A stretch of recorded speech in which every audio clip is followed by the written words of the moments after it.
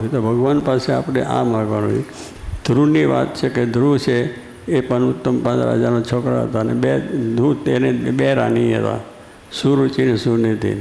એટલે એ પ્રમાણે એમને પેલો ધ્રુવ છે એનો પણ જન્મ થયો.